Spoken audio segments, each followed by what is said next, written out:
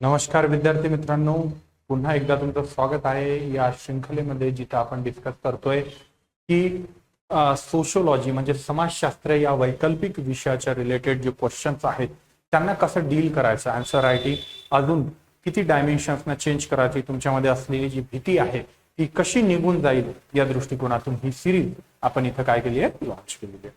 ठीक आहे, तर आज बघूया काय आहे क्वेश्चन. तत्पूर्वी yes, sociology optional related test series batch mentorship कोणत्याही कोर्सवर जर तुम्हाला डिस्काउंट हवा असेल तर माझा कोड यूज करायचा आहे. स्पॉटलाइट अकॅडमीच्या ॲपवर जाऊन कोणताही कोर्स स्पॉटलाइट अकॅडमीमध्ये जर घ्यायचा असेल आणि तुम्ही जर हा कुपन कोड यूज केला तर तुम्हाला near about 11% discount, near about नाही 11% डिस्काउंट पूर्ण मिळेल.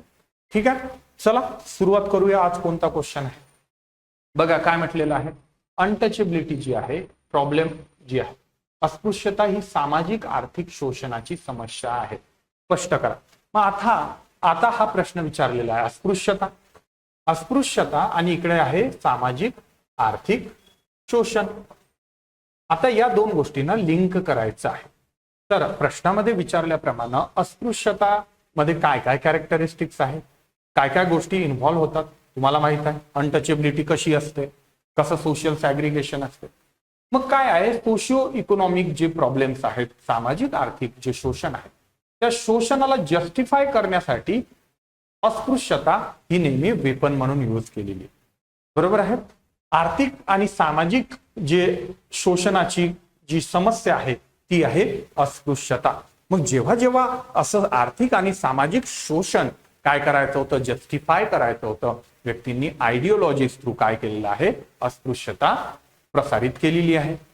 लुई डुमोचा कन्सेप्ट तुम्हाला माहिती असेल, प्युरिटी, इम्प्युरिटी आणि सॅग्रिगेशन ऑफ प्युरिटी फ्रॉम इम्प्युरिटी. आणि त्याच्यामुळे या दोघांमध्ये काय असणार, डिव्हिजन असणार.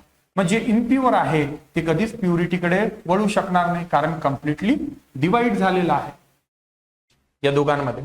प्युरिटी इम्प्युरिटी कम्प्लिटली वेगळी ठेवायचं आहे, जस्टिफिकेशन देण्यात आलेलं आहे. आणि याच जस्टिफिकेशन मधून पुन्हा पुन्हा पुन्हा पुन्हा तुमचं आर्थिक आणि सामाजिक शोषण झाल्याचं दिसून येतं.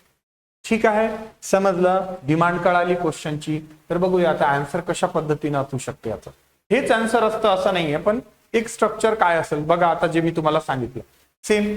पहिल्यांदा अस्पृश्यता काय आहे, सामाजिक आर्थिक आणि राजकीय रचनांमध्ये खोलवर रुजलेली आहे. साधारण स्टेटमेंटमध्ये सुरुवात इथूनच करावी लागेल.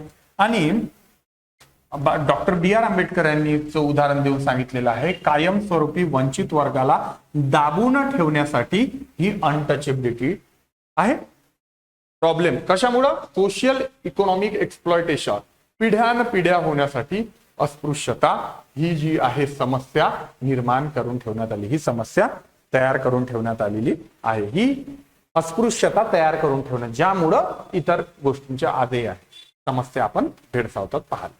संरचनात्मक गोष्टी आहेत या गोष्टी. तर बघा आता नेमकं आपल्याला इथं स्टडी करायचं आहे की कशा पद्धतीनं जे सामाजिक आणि आर्थिक शोषण होत गेलं, अस्पृश्यता त्याला कसं ऍज अ टूल म्हणून यूज करण्यात आलेला आहे. अस्पृश्यतेला काय ऍज अ वेपन म्हणून यूज करण्यात आलेला आहे, शस्त्र म्हणून यूज करण्यात आलेला आहे, की जेणेकरून सामाजिक आणि आर्थिक शोषण हे संरचनेचा भाग असून त्याला ते जस्टिफाय करता यायला पाहिजे की यस ही व्हॅलिड आहे, व्हॅलिड आहे. मग सर्वात पहिले सामाजिक शोषण कोणकोणत्या पद्धतीने आहे बघा.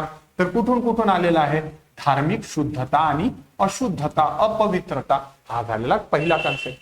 या थ्रू काय करण्यात आलेला आहे, अस्पृश्यता काय करण्यात आलेले, प्रसारित करण्यात आलेले. आणि याच प्रसारित अस्पृश्यतेमुळे काय झालेलं आहे, सामाजिक आणि आर्थिक शोषण शक्य होऊ शकलेलं आहे.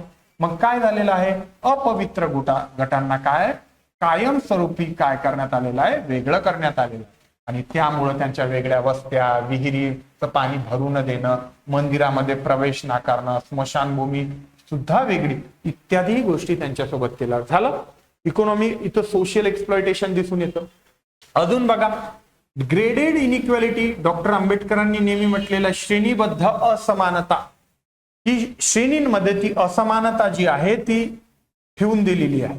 प्युरिटी इम्प्युरिटी मध्ये पुन्हा ती असमानता ठेवून देण्यात आलेली आहे की हे चांगलं गोष्टी आहे, हे वाईट गोष्टी आहेत. मग यामुळं काय होतं, उच्च नीच अशी काय भेदभाव आणि त्यामध्येही श्रेणी निर्माण करण्यात आलेली. एखादं काम चांगलं आहे, एखादं काम इम्प्युअर आहे, मग इम्प्युअरला प्युअर पासून सेपरेट करायचं. पुन्हा तुम्हाला जस्टिफिकेशन देण्यात आलं की अस्पृश्यांमध्ये ज्याही गोष्टी आहेत, उच्च निश्चितता भेदभावाचा ज्या गोष्टी आहेत, कशातून असमानता, श्रेणीबद्ध असमानता. आता इव्हन तुम्ही हे पण पाहिलं, अस्पृश्यांमध्येही काहीतरी अजून अस्पृश्य असतात. अस्पृश्यांमध्ये उपजाती उपगट असतात. त्याने काय होईल, अजूनही तशी श्रेणीबद्ध व्यवस्था तयार होईल आणि श्रेणीबद्ध व्यवस्था तयार होऊन अनटचेबिलिटी पुन्हा काय होईल, जस्टिफाय करण्यात येईल. पुन्हा आर्थिक दृष्ट्या जर पाहिलं तर जबरदस्तीनं व्यवसाय निवडायचे स्वातंत्र्य आहे का तुम्हाला? नाही. का नाही आहे?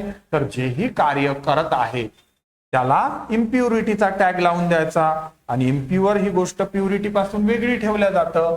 मग अपवित्र मानल्या जाणाऱ्या कामांना आणि त्या लोकांना काय केलंय, वेगळं ठेवलं. बघा, प्रत्येक जागी अस्पृश्यता ही समस्या सोशिओ इकॉनॉमिक एक्सप्लॉयटेशन करण्यासाठी कशी मदत करत आहे आणि त्यामुळं कलंकित कामे जी आहे त्यांच्याकडे दिले जाते.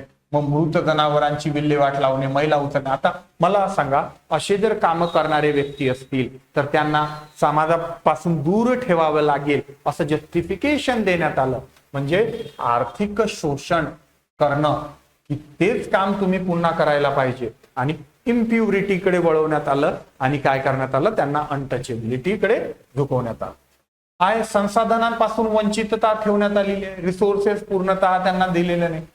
भूमिहीन जे असतात अस्पृश्य आपल्याला जागोजागी दिसून येतात. स्वस्त मजुराचेही शोषण. मग लँडलेस लेबरर जगण्यासाठी कशाची तरी आवश्यकता आहे. मग कमी मजुरी, वेतन या गोष्टी जस्टिफाय करण्यासाठी पुन्हा अनटचेबिलिटी तशाच पद्धतीनं तुम्हाला प्रसारित करण्यासाठी काय केलंय, मदत करण्यात आली. या सर्व गोष्टींमधून आपल्या त्या दैनंदिन जीवनामध्ये काय गोष्टी घडत गेल्या, या सर्व गोष्टी होत गेल्यामुळं तर दैनंदिन जे तुमचं जीवन आहे त्यामध्ये नेमकं होत काय गेलं, तर पाणी, रस्ते, मंदिरे, स्मशानभूमी अशा जागा काय करण्यात आला, त्यांना अलग थलग पाडण्यात आलं. शाळा महाविद्यालयामध्ये प्रवेश सुद्धा नाकारण्यात आलेला दिसून येतोय आहे. आणि राहण्याची जी जागा आहे, व्यवसाय आहे, यांवर निर्बंध टाकण्यात आले. आणि या सर्व गोष्टींमधून काय दिसतंय, एक्सप्लॉयटेशन दिसतंय, सोशिओ इकॉनॉमिक एक्सप्लॉयटेशन. आणि याचं जर बघितलं तर B.R. आंबेडकरांकडचं क्रिटिक्स असेल, A.R. देसाईंचं एक्सप्लॉयटेशन रिलेटेड क्रिटिक्स असेल, तुम्ही लिहू शकता. अजून त्यामध्ये बऱ्यापैकी इव्हन M.N. श्रीनिवास वगैरे पण असेल तर त्यांचंही तुम्ही काय लिहू शकता. किंवा मग द्यायचंच झालं तर G.S. घुरेंचं सुद्धा काय देऊ शकता. ऍस्पेक्ट जे सांगितलेलं आहे की वेगवेगळे 6 डायमेन्शन्स सांगितलेले आहे. ते 6 डायमेन्शन्स आहे, सेगमेंटल डिव्हिजन, ग्रेडेड इनइक्वॅलिटी वगैरे वगैरे जे आहेत आणि ते डिव्हिजन हायरार्कीमध्ये प्लेस करणं, इंडोगॅमी सारखं, तर त्या सर्व गोष्टी आपण इथं लिहू शकतो. आणि आताच्या दृष्टिकोन मी तुम्हाला नेहमी सांगितलं की कंटेम्पररी रिलेव्हन्स जर तुम्ही लिहिला तर त्याला व्हॅल्यू ऍडिशन मध्ये भेटतं. मग आजच्याही काळामध्ये काय होतंय, तर हे कुठं ना कुठं इनइक्वॅलिटी प्रोड्यूस होताना दिसून येत आहे, परंतु वेगळ्या फॉर्म मध्ये. तर ते नंतरही लिहिता येईल. मग अस्पृश्यतेद्वारे सामाजिक कलंक आणि आर्थिक शोषण कसं कसं होत गेलं बघा. पहिल्यांदा प्युअर इम्प्युअर गोष्टी काय केलं, डिव्हिजन ऑफ लेबर थ्रू वगैरे सेपरेट करून ठेवलं आहे. कामाची विभागणी करून ठेवली प्युअर आणि इम्प्युअर. आणि त्याच्या थ्रू काय केलेलं आहे, जे वर्ग इम्प्युरिटीकडे म्हटल्या गेले, जे वर्ग इम्प्युरिटी, त्यांनी ते पुन्हा पुन्हा करण्यासाठी संसाधनांपासून वंचितता ठेवण्यात आली. आणि या वंचिततेमधूनच पुन्हा पुन्हा काय झालंय, शोषण जे आहे करण्यासाठी जस्टिफिकेशन मिळालेलं. लक्षात येत आहे. तर या सर्व गोष्टीवरून असं लक्षात येतं की अस्पृश्यतेची जी समस्या आहे ही सोशिओ आणि इकॉनॉमिक म्हणजे सामाजिक आणि आर्थिक एक्सप्लॉयटेशन मधून कसं निर्माण होत आहे आणि अस्पृश्यतेला कसं तुम्ही वेपन म्हणून यूज करू शकत आहात. ठीक आहे. तर शेवटी सुद्धा याच पद्धतीचं काय द्यायचं आहे, सामाजिक कलंक, धार्मिक अपवित्रता या सर्व गोष्टी आहेत. आणि सामाजिक न्यायासाठी जमिनीची काय आहे, जमिनीची एकूण जर आपण पाहिली गुणवत्तापूर्वक शिक्षण, व्यावसायिक गतिशीलता ही जी आहे, या सर्व गोष्टींना कुठं ना कुठं आज गरजेचं आहे असं म्हणून. म्हणजे काय, ऑप्टिमिझम कडे जाण्यासाठी की अनटचेबिलिटी सारख्या मेनियस कॉन्स्टिट्यूशनचंही तुम्ही काय देऊ शकता, इथं देऊ शकता की आफ्टर इंडिपेंडन्स कसं अनटचेबिलिटी अबॉलिश करण्यात आली आणि त्यामुळं चेंजेस घडत गेले. ठीक आहे. आणि socio economic untouchability as a weaponize न होण्यासाठीच आपण काय केलं, कॉन्स्टिट्यूशन मध्ये ते चेंजेस केले. असं करून तुम्ही याचा एंड करू शकता. लक्षात आलं उत्तराकडे कशा पद्धतीने जायचंय. सोप्या सोप्या गोष्टी असतात, आपल्याला माहित असणाऱ्याच गोष्टी असतात, पण त्याला लिहायचं कसं, डायमेन्शन कसं, बघायचं कसं, या सर्व गोष्टी आपण बघू.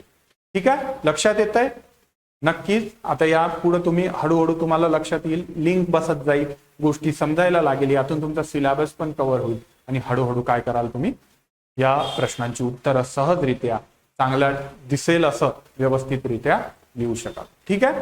चला भेटूया पुढच्या व्हिडिओमध्ये.